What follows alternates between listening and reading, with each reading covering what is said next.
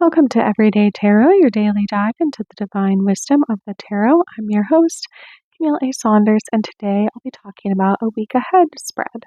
Whether you're a seasoned tarot reader or just starting to explore, this podcast offers daily insights, intuitive messages, and practical advice drawn from the cards. Each episode is designed to help you connect with your inner wisdom, find clarity in your decisions, and tap into the energy of the universe. Tune in every day, Monday through Friday, for fresh perspectives and empowering guidance from the tarot as interpreted by me. The best way to support the podcast right now is to listen daily, rate, review, and to follow or subscribe in your chosen podcast app. The next best way is to check out my Patreon at patreon.com/everydaytarot. I just added some new benefits over there, so you can go ahead and take a look. The link will be in the show notes if you want to check that out. You can always go to my website, CamilleASaunders.com/everydaytarot for all the latest information related to the podcast and to find images of the cards I pull. If you're local to the greater Puget Sound area, I'd love to see you at my Let's Talk Tarot meetup group events. The next one is coming up on April 6th at 11:15 a.m., where we're meeting at the Haunted Farmers Market in Tacoma. You can RSVP for that event in the show notes below by following the meetup link. All right, so we're into season 5 of the podcast already. In this season, I'm talking all about common tarot spreads. So I'm going through 13 different tarot spreads, one per episode, and walking you through an example of what it looks like to do them. If you haven't listened to my other seasons yet, go ahead and check them out.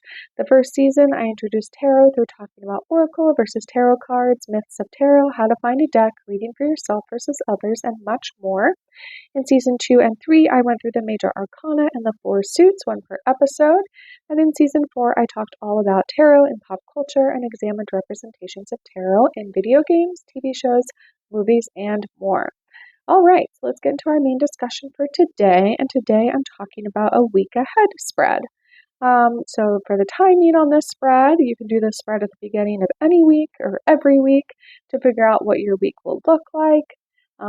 Details for the spread. So this is a 3-card spread. I got this format from Amy Strothers at chibunny.com. I'll have the link for that in the show notes on my website as well if you want to check out their blog.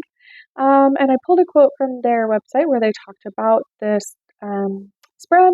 They said, "The simple spread's quick and easy way to gain a comprehensive overview of the week ahead, while providing valuable insights into actions you can take to ensure your week flows as smoothly as possible.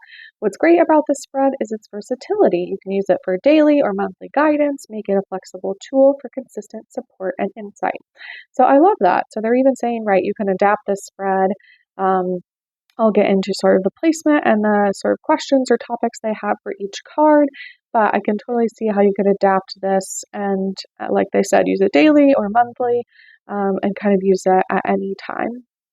This episode's coming out on a Monday, so I thought that'd be helpful to talk about like a week ahead and, for example, sort of do this spread and see what we can expect from this week.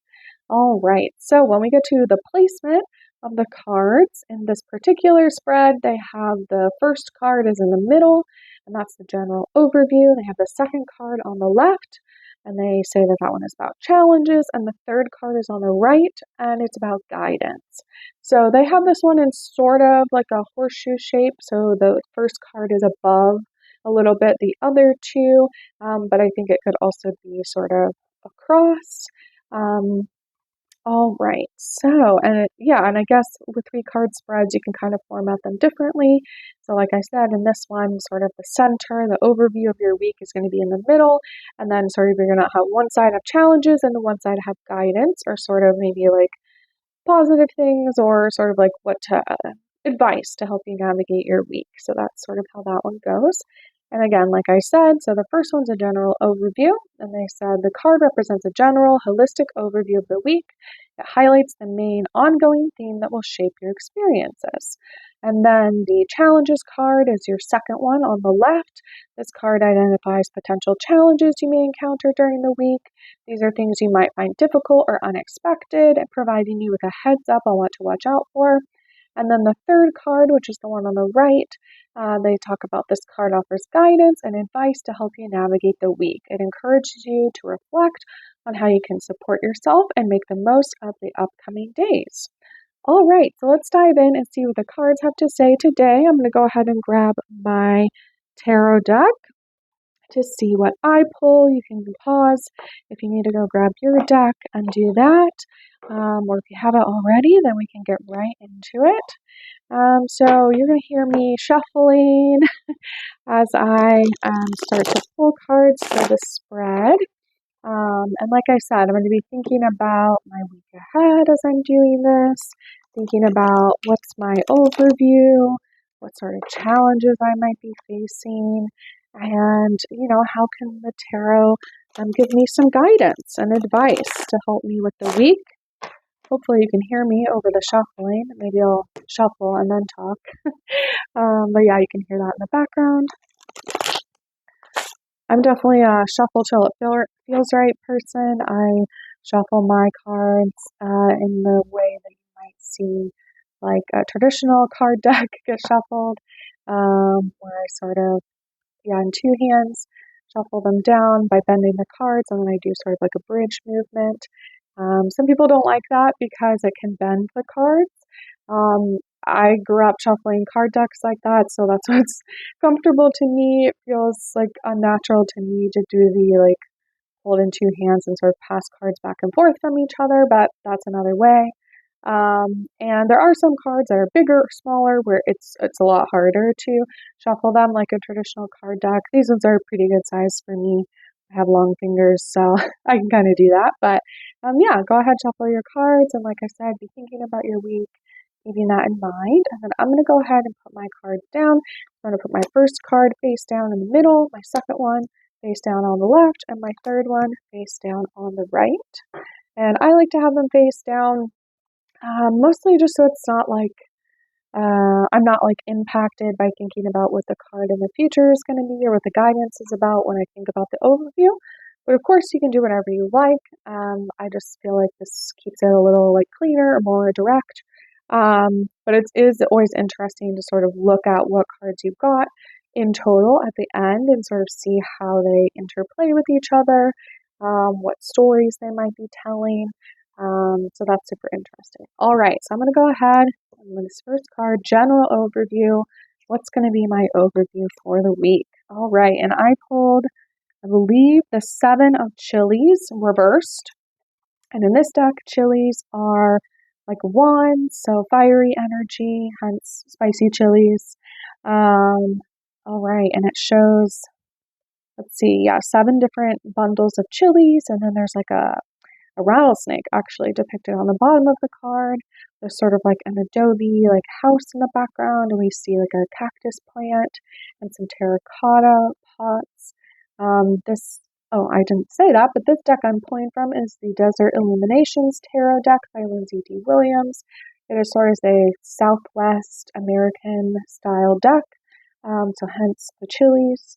And it's a very like turquoise, pink, bright green, like neon colors deck. I really love it. It's my newest deck, so that's super fun. All right, 7 of Chilies reversed. So I'm going to grab my tarot deck guidebook and we're going to look up the 7 of Chilies upright.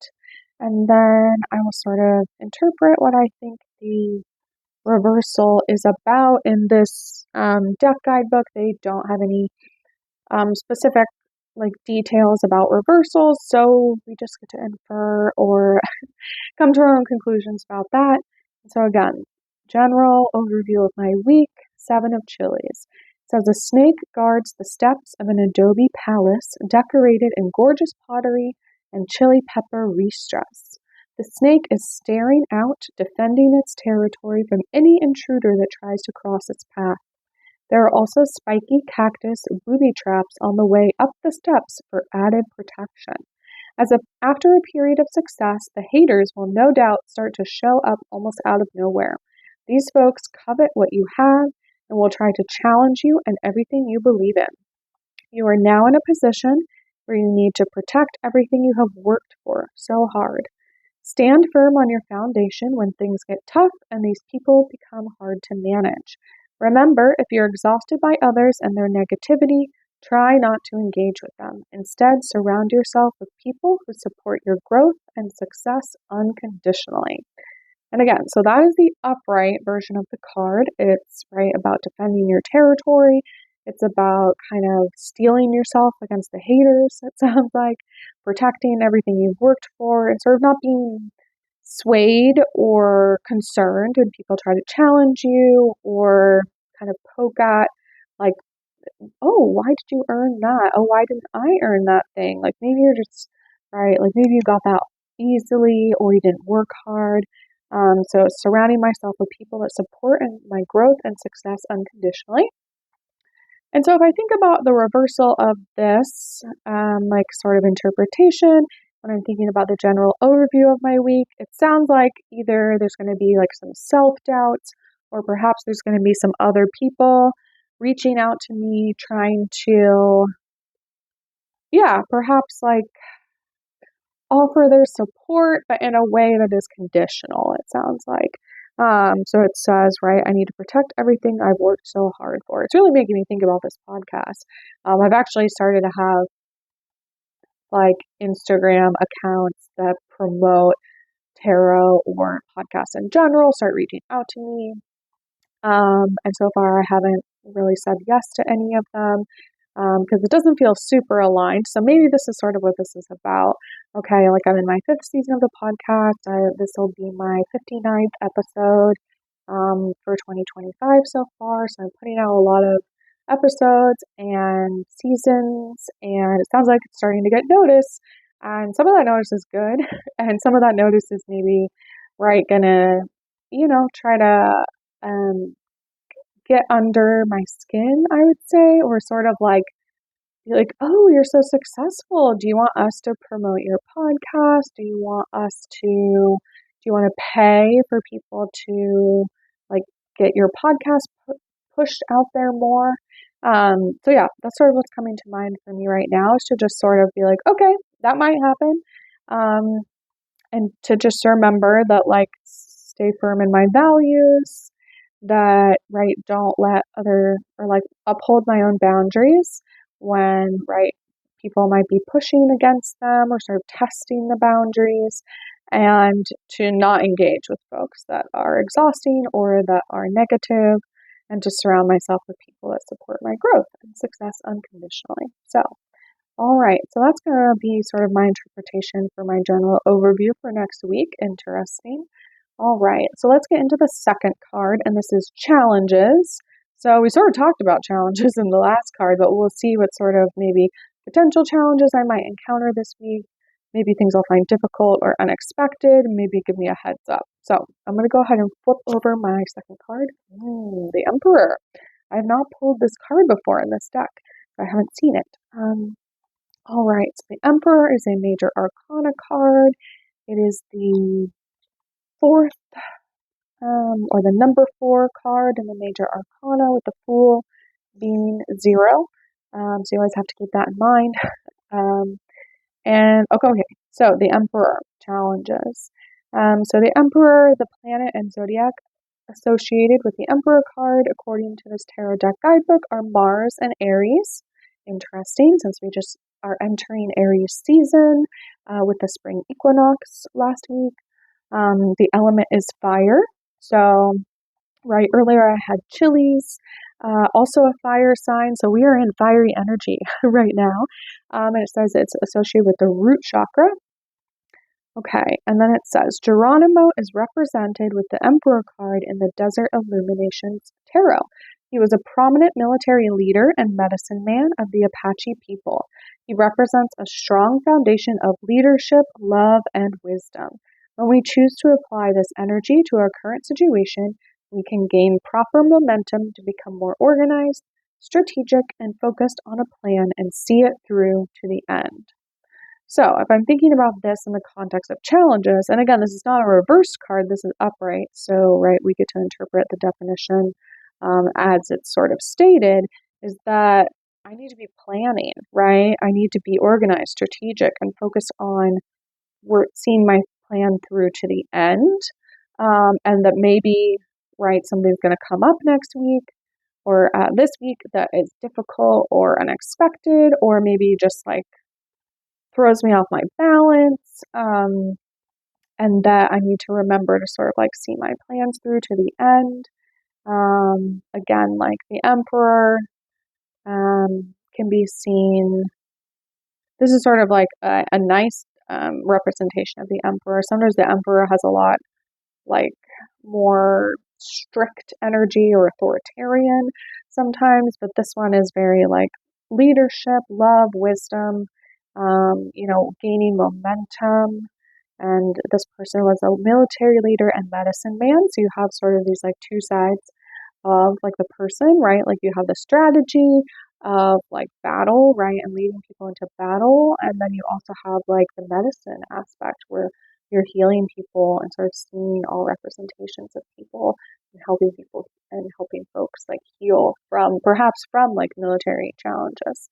Um, so it's sort of that balance of like strong, again, sort of like aggressive, perhaps energy, like the militaristic side, and balancing that with still being this like also like this healing energy, right? Of like the medicine man. All right. So that is the second card of challenges. So I'm going to go ahead and move on to our third card, which is about guidance. So, right, this card's going to offer guidance and advice to help us navigate the week. It encourages us to reflect on how I can support myself and make the most of the upcoming days. All right. So I pulled a reversal, another one, and this is the Three of Jugs in this deck, which would also be known as the Three of Cups in the traditional Rider-Waite-Smith deck, and it sort of depicts like three femme folks, all with their jugs that look like, I think they say in the Tarot Deck Guidebook, they're like mystical whiskey is what's supposed to be in the jugs because it shows these sort of like rainbows coming out of it, this mysticism. And it looks like these folks are having a good time, or they were having a good time. And again, this one is reversed. So we're going to read the upright definition of the Three of Jugs, and then I will be attempting to interpret what the reversal might mean as I think about guidance for the week. So it says Three of Jugs. Three soiled doves are having a jolly good time drinking some mystic whiskey. They are celebrating their friendship and this rowdy party. Yeehaw! You can almost hear the piano playing in the background of a crowded Wild West saloon. Don't mess with these gals. They are too concerned with having fun to care a wink about your thoughts or judgments. The Three of Jugs is a card of celebration. If you identify as female, it represents bonded sisterhood and the joy of feminine friendship and collaboration. This card encourages you to celebrate good times with your friends and vibe off the high energy it gives you. Enjoy the socialization period, but remember to not get too carried away with partying and overindulgence. So I think that last part is sort of perhaps what the reversal is about, that like we need to take time to celebrate, right? Socializing, spending time with friends, right? Not caring about what others think and just having a good time and having this like bonded sisterhood, right? Feminine friendship and collaboration. So like being in that joyful state, but also kind of not letting it get too carried away with overindulgence or maybe, right? Like not being responsible to my commitments or maybe like my body, just in a way of like burning out a bit, right? Staying up too late, or that kind of thing. So that's going to be sort of how I interpret that one. I'm definitely going to be looking at my calendar as to what I have coming up next week or this week, because yeah, it's kind of interesting to think about. Am I maybe doing too much socializing next week? Interestingly, I have a networking meeting tonight that our first, I'm forming a networking group in my local area in Sumner called the Connect, Grow, Thrive Networking Group. You can find us on Facebook or reach out to me and I will send you an invite if you're interested. But yeah, we have our first in-person meeting tonight. So I'm excited for that. I'm just looking at my calendar now, telling everyone, but I do have some stuff coming up this weekend where I'm doing some socializing, some book club stuff, some time with friends. So that feels good. But yeah, I'm just going to be kind of thinking about that and making sure that I'm not maybe overbooking myself or, reveling in the celebration too much versus like, right, celebrating things when we do them and we complete them, which I did just have a presentation yesterday. So that, went well. And I'm excited to, spend a little time celebrating that aspect, but to not, right, go overboard or sort of let go of all my commitments because, oh, I did a good job, right? We still have to honor our commitments and that kind of thing. Oh, and I am hosting a tarot card creation call on Wednesday. I'm part of an online coven called the Dirty Ho Coven. Again, hit me up if you're interested in joining. We have free meetings every Wednesday night at 5 p.m. Pacific time, and I'm hosting a crafting call on Wednesday where we're going to be all in our own homes, but with our craft supplies, making some of our own tarot cards, which I love to do. I do it sometimes with my Let's Talk Tarot meetup group where we're in person and I bring all the supplies. This one is virtual, so people have to have their own supplies. But yeah, I'm going to be talking tarot in that meeting and then showing off some of the tarot cards I've created. I think it's a really fun, like collaborative, crafty process to sort of engage our brains in a different way about tarot. And sort of like what imagery calls out to us and what cards, right, we might feel called to create in a certain time or space. And also just like, yeah, having a different sort of intellectual, emotional, physical engagement with the tarot by just creating some of our own cards, which I find super fun. And basically, since I was introduced to the idea, I have not stopped making my own tarot cards. So I think I have about over 20 at this point. But yeah, I'll be showing some of them on that call. And if you can't make the call, you can always, if you're local, go and check out my meetup group, Let's Talk Tarot, where we have social events and we also sometimes have crafting or events that we kind of like go to together that are like more interactive with tarot. So you can check out the upcoming schedule and I'll try to get a crafting one on the schedule shortly, just in case you're interested in that and can't make this free call through the Dirty Ho Coven on Wednesday. All right, that was a tangent, but I think related. So, all right. So, yeah, thanks so much for joining me today. Hopefully, you got some guidance, some overview, some potential challenges for your week ahead. And again, this is something you can do every week if you like, if you're just getting to know and starting in tarot. You can, right, this is a great practice to do. And again, it's really fun if you have the time and mental energy to take pictures or write down the cards that you draw like each week. And then you can kind of like, it's interesting to look back and be able to see like, oh, did I pull this card last week? Right? Have I been pulling this card for a while now? Because this is something that's still challenging me, right? Or something that I feel like I still haven't perhaps learned this lesson or that I'm still working on. And yeah, it can just be kind of fun to track those patterns. They do also make for tarot journaling, like check out your local witchy store or online, but you can find like sticker packs also for your tarot journals where they have like every card in the deck and then they have like multiple sticker pages of them. So that's like an easy way to not have to like write down like 9 of Pentacles every time if you do it. If you're really into like tarot journaling, you can find some of those like sticker books for it. And that way you just like take the sticker for the card and put it in your journal. And then you can like sort of write out like, oh, for this tarot spread, I was doing like a week ahead and I pulled right for me the 7 of Chilies, which would be wands, like reversed for the general overview. So that's kind of fun too. All right. So I'll end it there. You can always find the links for the tarot decks I talk about in the show notes and on my website if you'd like to look at them or find where to purchase the decks. And thanks for joining me today on Everyday Tarot. Just as a reminder, the podcast comes out daily, Monday through Friday for all of 2025. All right, see you soon. Bye-bye.